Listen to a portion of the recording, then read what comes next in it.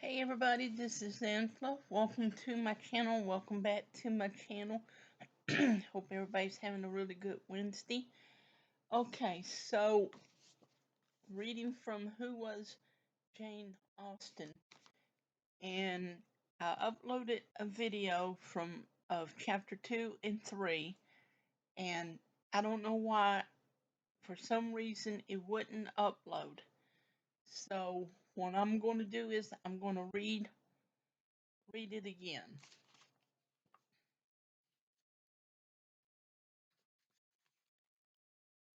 Who was Jane Austen?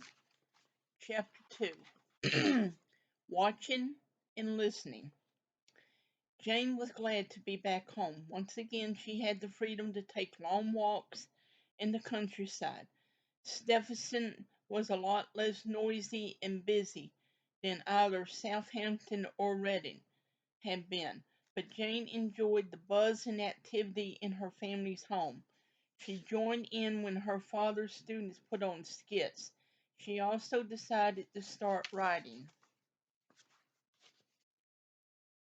Over Christmas time in 1786, Jane's cousin Eliza Hancock, who was 14 years older than Jane, visited the Austens. Eliza was the beautiful daughter of Reverend Austen's sister, Philadelphia.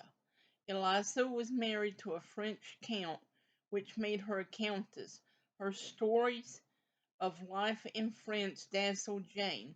Eliza loved music and drama, and she joined the funny shows that the family put on. Jane thought Eliza was like a character from the novels on her father's bookshelves. Eliza visited the Austens again at the end of 1787. She continued to fascinate 12-year-old Jane with her stories about life in France and the famous people she had met. Eliza also rented a piano so that the Austens could play music and dance at home. She gave Jane books in French and encouraged her to learn the language.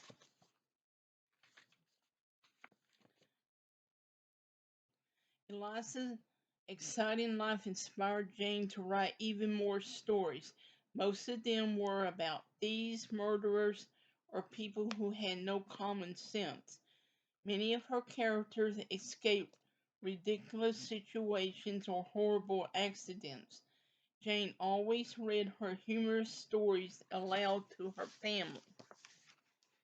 Jane's early writing sometimes made fun of novels that were popular at the time.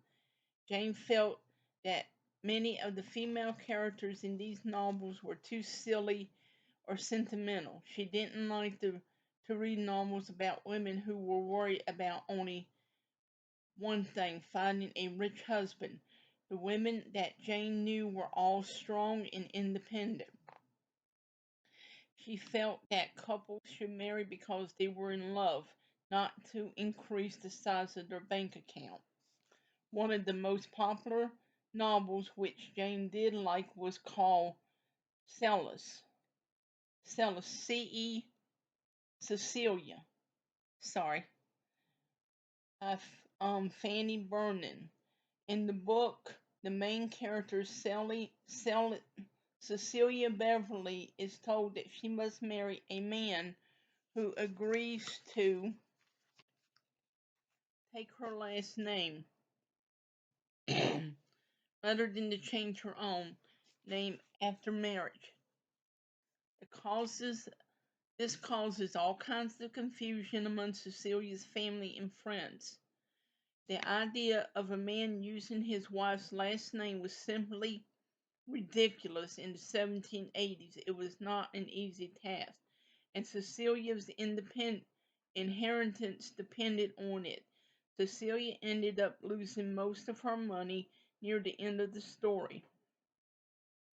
One of the characters says the whole of this unfortunate business has been the result of pride and prejudice. This meant that people sometimes make unfortunate decisions based on keeping up appearances and always following the rules. Jane already had plenty of people and things to write about, but in 1788, when she was 13 years old, Jane and her family visit relatives in London.